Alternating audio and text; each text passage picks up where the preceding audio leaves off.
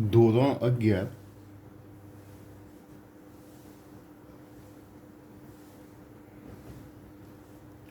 Chapter number 10 કે જેમાં આપણે ગયા લેક્ચરમાં પ્રસ્તાવનાનો અભ્યાસ કર્યો અને ત્યાર પછી આપણે કોષચક્ર વિશે સમજ્યા. ઓકે, કે નવો પેદા થતો કોષચક્રને અનુસરે છે. બે સફળ કોષ વિભાજન વચ્ચેના સમયગાળાને કોષચક્ર કહે છે. મનુષ્યમાં એક કોષચક્ર માટેનો સમયગાળો 24 કલાક એટલે કે 1 દિવસનો હોય છે. ઈસ્ટમાં એક કોષચક્ર માટેનો સમયગાળો 90 મિનિટ એટલે કે 1.5 કલાકનો હોય છે. એવું આપણે પ્રસ્તાવનાની અંદર ગયા વિડીયોમાં જોયું હતું. ત્યાર પછી વાત કરીએ કોષચક્રની, તો આપણે કોષચક્રના તબક્કાઓ સમજાવો એવું આપણે જોયેલું. કોષચક્રના મુખ્ય 2 તબક્કાઓ છે. એક આંતરાવસ્થા અને બીજો હતો એમ તબક્કો. યાદ છે ને? આંતરાવસ્થા કોષચક્રના કુલ સમયગાળાના 95%થી વધારે સમય કોષ આંતરાવસ્થામાં રહે છે. કોષચક્રના કુલ સમયગાળાના 95%થી વધારે સમય કોષ આંતરાવસ્થામાં રહે છે. એ જે કોષચક્ર જે છે એના આંતરાવસ્થા જે છે એમાં 3 પેટા તબક્કાઓ હતા. G1 તબક્કો, S તબક્કો અને ત્રીજો હતો G2 તબક્કો. G1, S અને G2. ત્યાર પછી આપણે G0 તબક્કો વિશે પણ માહિતી મેળવી હતી અને અંતે આવેલો M તબક્કો. આ તબક્કામાં 2 સ્પષ્ટ પરંતુ અખંડ ઘટનાઓ થાય છે. M તબક્કાની અંદર એક હતું કોષ કેન્દ્ર વિભાજન અને બીજું હતું કોષ રસ વિભાજન. કોષ કેન્દ્ર વિભાજન દરમિયાન મેં તમને એવું સમજાયેલું કે જો રંગસૂત્રોની સંખ્યા જળવાઈ રહે છે તો તેને કહેવાય છે સમભાજન, અને જો રંગસૂત્રોની સંખ્યા અડધી થઈ જાય છે તો તેને કહેવામાં આવે છે અર્ધીકરણ. હવે આ ચેપ્ટરની અંદર બીજા ટોપિક જે ભણવાના છે એમાંનો એક ટોપિક છે સમભાજન, જે અહીં આજે આપણે જોઈશું. સમભાજન. ઓકે, આખો એક સળંગ પ્રશ્ન છે કે સમજાવો સમભાજન. તો સમભાજનની અંદર હું તમને સૌથી પહેલાં એવું કહું કે સમભાજન એક સળંગ પ્રક્રિયા છે. સમભાજન એક સળંગ પ્રક્રિયા છે, પરંતુ અભ્યાસની સરળતા ખાતર તેને 4 અવસ્થાઓમાં વિભાજિત કરવામાં આવે છે.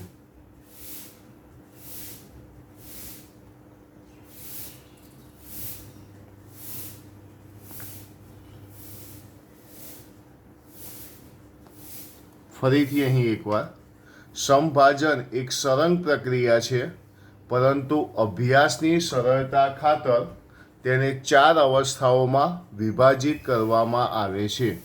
એ 4 અવસ્થાઓના હું નામ લખીશ. પહેલું છે પૂર્વાવસ્થા, બીજું છે ભાજના અવસ્થા,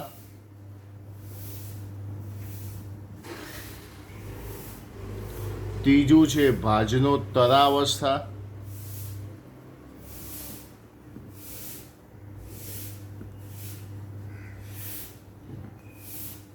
અને ચોથા નંબરમાં છે અંત્યાવસ્થા.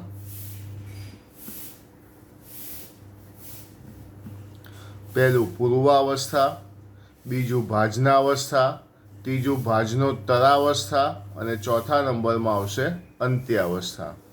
સમભાજન એક સળંગ પ્રક્રિયા છે, પરંતુ અભ્યાસની સરળતા ખાતર તેને 4 અવસ્થાઓમાં વિભાજિત કરવામાં આવે છે. પૂર્વાવસ્થા, ભાજનાવસ્થા, ભાજનોત્તરાવસ્થા અને પછી આવશે અંત્યાવસ્થા. તો અહીં સૌથી પહેલાં આપણે વાત કરીશું પૂર્વાવસ્થાની. પૂર્વાવસ્થા. ફરીથી એકવાર કહું છું, આ 4 અવસ્થાઓ સળંગ જ છે, પણ અહીંયા જે ઘટનાઓ બને છે ઘટનાઓને આપણે 4 અવસ્થાઓની અંદર વિભાજિત કરી ક્રિયા તો સળંગ જ થાય છે, પૂર્વાભાદના ભાદનોત્તર અવસ્થા. હવે પૂર્વાવસ્થાની અંદર આપણે આટલી વસ્તુ ખાસ ધ્યાનમાં રાખીશું. આ અવસ્થા દરમિયાન રંગસૂત્ર સમગ્ર કોષમાં પથરાયેલા હોય છે. આ અવસ્થા દરમિયાન રંગસૂત્રો સમગ્ર કોષની અંદર પથરાયેલા હોય છે. રંગસૂત્ર પોતાની લંબ ધરીને અનુસરીને સંકોચન પામે છે. આ જે સમભાજનની જે ક્રિયા આપણે જે ભણી રહ્યા છીએ, આ સમભાજનની ક્રિયા દૈહિક કોષોમાં થાય છે, આપણા દરેકે દરેક કોષની અંદર થાય છે. એટલે ધ્યાન રાખજો, રંગસૂત્રો જે છે સમગ્ર કોષમાં પથરાયેલા હોય છે. રંગસૂત્ર આપણે 8મા ચેપ્ટરમાં ભણી ગયા. રંગસૂત્ર શું છે? તે પોતાની લંબ ધરીને અનુસરીને સંકોચન પામે છે. રંગસૂત્ર 2 એકલ સૂત્રો અને સેન્ટ્રોમિયરના બનેલા હોય છે. 2 એકલ સૂત્ર અને સેન્ટ્રોમિયર, આવું કંઈ યાદ આવે છે? 8મા ધોરણની અંદર આપણે 8મા ચેપ્ટરની અંદર આપણે ભણેલા કે રંગસૂત્ર આપણે આ રીતે રંગસૂત્ર બતાવતા હતા. તો આ જે દેખાય છે આ 2 એકલ સૂત્રો છે, એના વચ્ચે શું છે? સેન્ટ્રોમિયર છે. તો રંગસૂત્ર 2 એકલ સૂત્રો અને સેન્ટ્રોમિયરના બનેલા હોય છે. રંગસૂત્રો સ્પષ્ટ દેખાય છે. તો આ બધા મુદ્દા તમે જો રંગસૂત્રોવાળાના છે. તો હું અહીંયા તમને 4 મુદ્દા તો મેં રંગસૂત્રોના કીધા. પહેલો, રંગસૂત્ર સમગ્ર કોષમાં પથરાયેલા હોય છે. રંગસૂત્ર સમગ્ર કોષમાં પથરાયેલા હોય છે. રંગસૂત્રો પોતાની લંબ ધરીને અનુસરીને સંકોચન પામે છે. પોતાની લંબ ધરીને અનુસરીને સંકોચન પામે છે. રંગસૂત્રો 2 એકલ સૂત્રો અને સેન્ટ્રોમિયરના બનેલા હોય છે. 2 એકલ સૂત્રો અને સેન્ટ્રોમિયરના બનેલા હોય છે. રંગસૂત્રો સ્પષ્ટ દેખાય છે. રંગસૂત્રો સ્પષ્ટ દેખાય છે. આ એક એવી અવસ્થા છે કે જેમાં તારા કેન્દ્ર બેવરાય છે.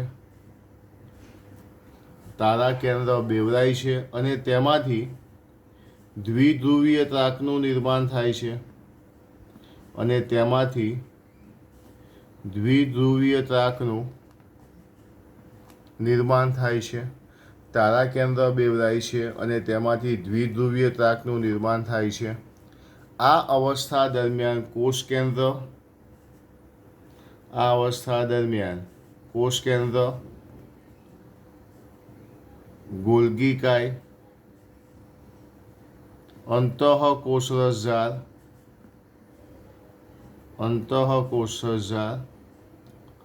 અને કોષ કેન્દ્ર પટલ,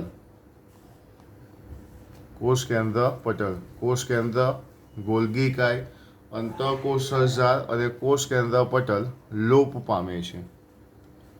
એ લોપ પામે છે. તો આ આપણી માહિતી થઈ પૂર્વાવસ્થાની. 6 મુદ્દા ફરીથી એકવાર. આ એક એવી અવસ્થા છે જેમાં રંગસૂત્ર સમગ્ર કોષમાં પથરાયેલા હોય છે. રંગસૂત્ર પોતાની લંબ ધરીને અનુસરીને સંકોચન પામે છે. રંગસૂત્ર 2 એકલ સૂત્રો અને સેન્ટ્રોમિયરના બનેલા છે. રંગસૂત્રો સ્પષ્ટ દેખાય છે. તારા કેન્દ્ર બેવરાય છે, તેમાંથી દ્વિધ્રુવીય ત્રાકનું નિર્માણ થાય છે. કોષ કેન્દ્ર, ગોલ્ગીકાય, અંતઃકોષરસજાળ, કોષ કેન્દ્ર પટલ શું પામે છે? લોપ પામે છે. તો આ માહિતી થઈ પૂર્વાવસ્થા વિશેની. પૂર્વાવસ્થાની અંદર આપણે 6 મુદ્દા જે છે એ 6 મુદ્દા ખાસ ધ્યાનમાં રાખવાના છે. ફરીથી એકવાર જોઈ લો પૂર્વાવસ્થાના 6 મુદ્દા વિશે.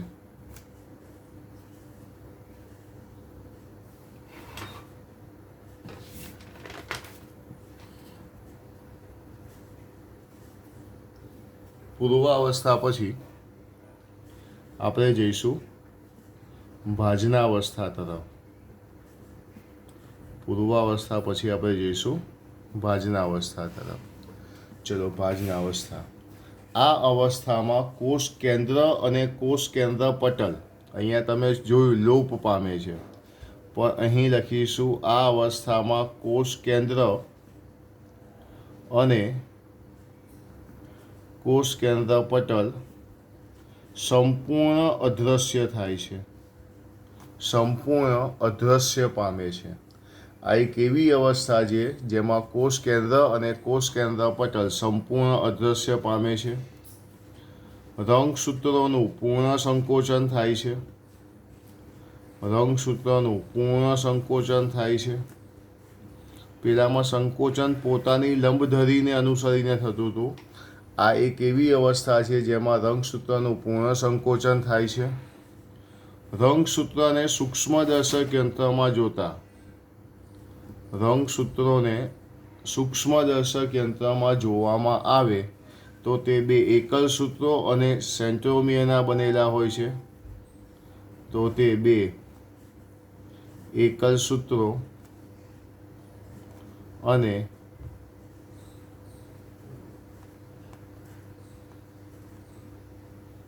સેન્ટ્રોમિયરના બનેલા હોય છે. તેને સૂક્ષ્મદર્શક યંત્રમાં જોતા તે બે એકલ સૂત્રો અને સેન્ટ્રોમિયરના બનેલા હોય છે. ઉપરના મુદ્દામાં પણ એવું હતું, એમાં આપણે સ્પષ્ટ દેખાતા હતા, અહીંયા સ્પષ્ટ દેખાતા નથી. એને આપણે માઇક્રોસ્કોપમાં જોવા પડે છે. કોઈ પણ અભ્યાસ કરવો હોય, કોષનો અભ્યાસ કરવા માટેની બેસ્ટ અવસ્થા જોવા જઈએ તો તે ભાજના અવસ્થા છે. ભાજના અવસ્થા એટલે એક સારામાં સારી અવસ્થા. આ અવસ્થા એવી છે કે સેન્ટ્રોમિયરની સપાટી ઉપર નાની નાની તકતી જેવી રચના જોવા મળે છે. સેન્ટ્રોમિયર મેં તમને આ વચ્ચેનો ભાગ કીધેલો. સેન્ટ્રોમિયરની સપાટી ઉપર નાની નાની તકતી જેવી રચના જોવા મળે છે, જેને કાઇનેટોકોર કહે છે. ચોથા નંબરનો મુદ્દો, સેન્ટ્રોમિયરની સપાટી ઉપર નાની નાની તકતી જેવી રચના જોવા મળે છે. સેન્ટ્રોમિયરની સપાટી ઉપર નાની નાની તકતી જેવી રચના જોવા મળે છે, જેને કાઇનેટોકોર કહે છે. અને આ કાઇનેટોકોર સાથે દ્વિધ્રુવીય ત્રાકતંતુ જોડાઈ જાય છે. આની જોડે જોડાઈ જોઈશું હશે દ્વિધ્રુવીય ત્રાકતંતુ. યાદ છે આપણે તારા કેન્દ્ર દ્વિધ્રુવીય ત્રાકનું નિર્માણ કરે છે. આ જે ત્રાકતંતુઓ જે છે એ સેન્ટ્રોમિયરની સપાટી ઉપર નાની નાની તકતી જેવી રચના જોવા મળે છે, તેને કાઇનેટોકોર કહે છે. આ કાઇનેટોકોર સાથે દ્વિધ્રુવીય ત્રાકતંતુઓ જોડાઈ જાય છે. હવે અહીંયા લખીશું કે દ્વિધ્રુવીય ત્રાકતંતુ જે હતા, દ્વિધ્રુવીય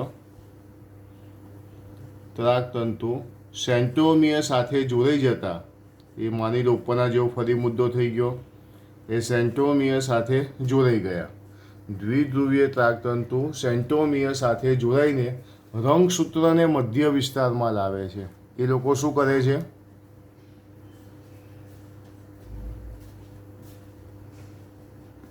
રંગસૂત્રને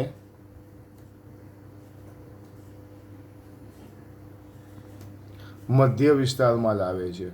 મધ્ય વિસ્તારમાં લાવે છે, આથી તેને મધ્યાવસ્થા અથવા વિષુવવૃત્તીય અવસ્થા કહે છે. વિષુવવૃત્તીય અવસ્થા કહે છે. મધ્યાવસ્થા અથવા વિષુવવૃત્તીય અવસ્થા કહેવામાં આવે છે. આ વાત થઈ ભાજના અવસ્થાની. તમે જોયા કે પૂર્વાવસ્થાની અંદર 6 મુદ્દા છે, પણ ભાજના અવસ્થામાં 5 મુદ્દા. આ એક એવી અવસ્થા છે જેમાં કોષ કેન્દ્ર અને કોષ કેન્દ્ર પટલ અદૃશ્ય થાય છે. રંગસૂત્રનું પૂર્ણ સંકોચન થાય છે. સૂક્ષ્મદર્શક યંત્રમાં જોતા રંગસૂત્ર બે એકલ સૂત્રો અને સેન્ટ્રોમિયરના બનેલા હોય છે. સેન્ટ્રોમિયરની સપાટી ઉપર નાની નાની તકતી જેવી રચના જોવા મળે છે, જેને કાઇનેટોકોર કહે છે. કાઇનેટોકોર કહે છે. આ કાઇનેટોકોર સાથે દ્વિધ્રુવીય ત્રાકતંતુ જોડાય છે. દ્વિધ્રુવીય ત્રાકતંતુ સેન્ટ્રોમિયર સાથે જોડાતા રંગસૂત્રને મધ્ય વિસ્તારમાં લાવે છે, આથી તેને મધ્ય અવસ્થા અથવા વિષુવવૃત્તીય અવસ્થા કહેવામાં આવે છે. તો પહેલાં પૂરી થઈ પૂર્વાવસ્થા, હવે પૂરી થઈ ભાજના અવસ્થા. એકવાર ફરીથી જોઈ લો.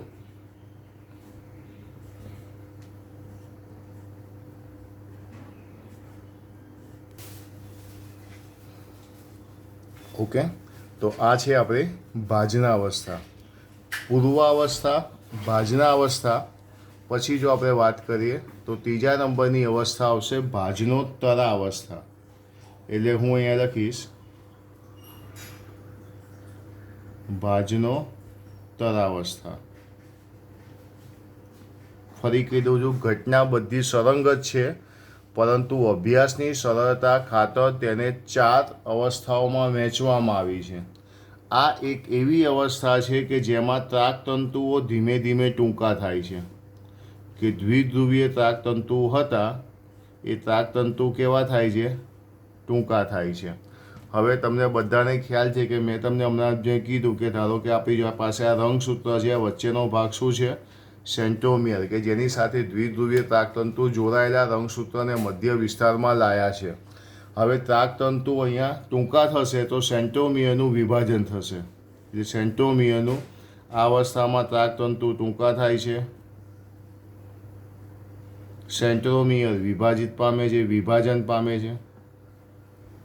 સેન્ટ્રોમિયર વિભાજન પામે છે, મતલબ હવે સેન્ટ્રોમિયર જે આ વચ્ચેનો ભાગ છે એનું શું હશે? વિભાજન થશે. તો આ બધી રંગસૂત્રિકા જે છૂટી પડશે ને પોતપોતાના ધ્રુવ તરફ જાય છે. ત્રીજો મુદ્દો, રંગસૂત્રિકા છૂટી પડે છે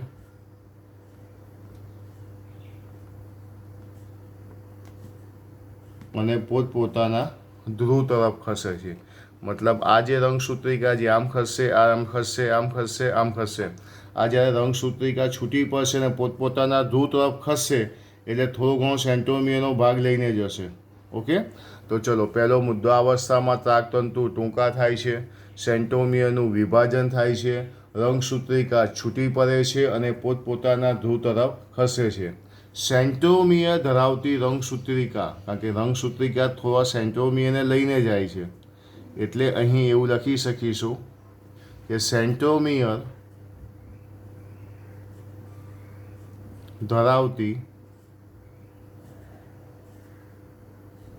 રંગસૂત્રિકા હવે રંગસૂત્ર તરીકે ઓળખાય છે.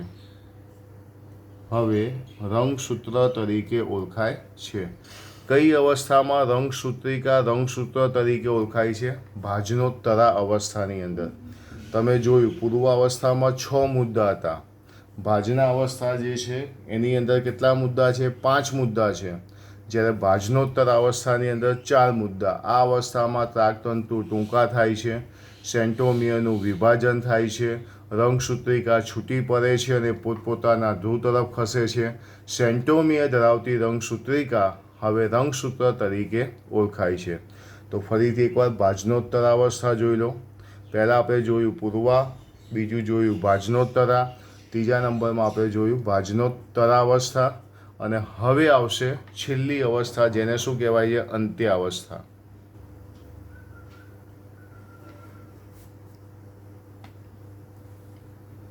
તો હું અહીંયા લખીશ અંત્યાવસ્થા. પૂર્વાવસ્થા પૂરી થઈ, ભાજનાવસ્થા પૂરી થઈ, ભાજનોત્તરા પૂરી થઈ, અંત્યાવસ્થા. આ અવસ્થા દરમિયાન રંગસૂત્રો વિસ્તરણ પામે છે. આ અવસ્થા દરમિયાન રંગસૂત્રો પૂર્વાવસ્થામાં યા છે પોતાની લંબધરીને અનુસરીને સંકોચન પામતા હતા.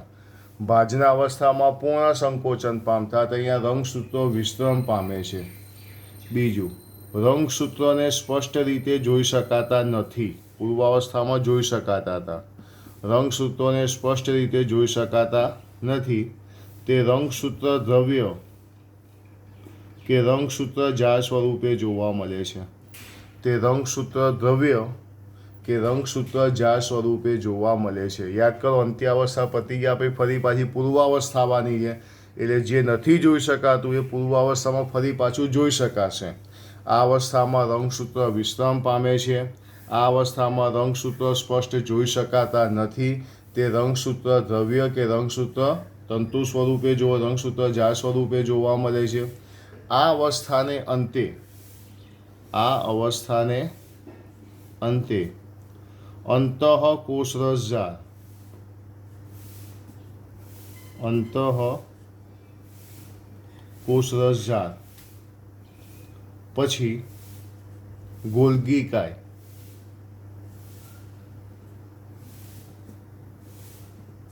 કોષ કેન્દ્ર અને કોષ કેન્દ્ર પટલ. આપણે આ શબ્દ પૂર્વાવસ્થાની અંદર પણ લખેલા. આ અવસ્થાને અંતે અંતઃકોષરસજાળ, ગોલ્ગી કાય, કોષ કેન્દ્ર પટલનું પુનઃ નિર્માણ થાય છે. શું થાય છે? પુનઃ નિર્માણ થાય છે. તથા અંતે બે નવા કોષ કેન્દ્ર બને છે. બે નવા કોષ કેન્દ્ર બને છે. બે નવા કોષ કેન્દ્ર બને છે. દરેક કોષ કેન્દ્રમાં રંગસૂત્રની સંખ્યા, દરેક કોષ કેન્દ્રમાં રંગસૂત્રની સંખ્યા માતૃકોષ જેટલી જ હોય છે. સંખ્યા માતૃકોષ જેટલી જ હોય છે. તો આ થઈ આપણે અંત્યાવસ્થા. આ અવસ્થામાં રંગસૂત્ર વિસ્તરણ પામે છે. આ અવસ્થામાં રંગસૂત્ર સ્પષ્ટ દેખાતા નથી. તે રંગસૂત્ર દ્રવ્ય કે રંગસૂત્ર તંતુ સ્વરૂપે જોવા મળે છે. આ અવસ્થાને અંતે અંતઃકોષરસજાળ, ગોલ્ગી કાય, કોષ કેન્દ્ર પટલ પુનઃનિર્માણ પામે છે. બે નવા કોષ કેન્દ્ર બને છે. દરેક કોષ કેન્દ્રમાં રંગસૂત્રની સંખ્યા માતૃકોષ જેટલી જ જોવા મળે છે. તો આ માહિતી થઈ આપણી સંભાજન વિશેની માહિતી. સંભાજનની અંદર આપણે પૂર્વાવસ્થા, ભાજનાવસ્થા, ભાજનોત્તરાવસ્થા અને અંત્યાવસ્થા વિશે જોયું.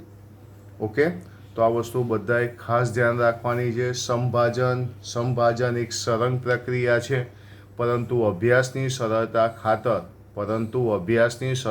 ખાતર તેને 4 અવસ્થાઓમાં વિભાજિત કરવામાં આવે છે.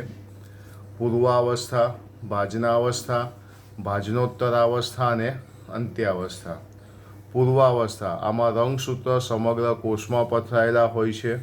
રંગસૂત્ર પોતાની લંબ ધરીને અનુસરીને સંકોચન પામે છે. રંગસૂત્ર 2 એકલ સૂત્રો અને સેન્ટ્રોમિયરના બનેલા હોય છે. રંગસૂત્રો સ્પષ્ટ દેખાય છે. આ અવસ્થામાં તારા કેન્દ્ર બેવરાય છે અને તેમાંથી દ્વિધ્રુવીય તાકનું નિર્માણ થાય છે. આ અવસ્થામાં કોષ કેન્દ્ર, ગોલ્ગી કાય, અંતઃકોષરસજાળ, કોષ કેન્દ્ર પટલ લોપ પામે છે. ત્યાર પછી વાત આવી ભાજના અવસ્થાની.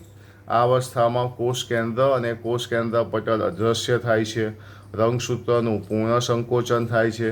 સૂક્ષ્મદર્શક યંત્રમાં જોતા રંગસૂત્ર 2 એકલ સૂત્રો અને સેન્ટ્રોમિયરના બનેલા હોય છે. સેન્ટ્રોમિયરની સપાટી ઉપર નાની તકતી જેવી રચના જોવા મળે છે. તેને કાઇનેટોકોર કહે છે. આ કાઇનેટોકોર સાથે દ્વિધ્રુવીય તાકતંતુ જોડાઈ જાય છે. દ્વિધ્રુવીય તાકતંતુ સેન્ટ્રોમિયર સાથે જોડાઈને રંગસૂત્રને મધ્ય વિસ્તારમાં લાવે છે. આથી ભાજના અવસ્થાને મધ્યાવસ્થા અથવા વિષુવવૃત્તિ અવસ્થા કહેવામાં આવે છે.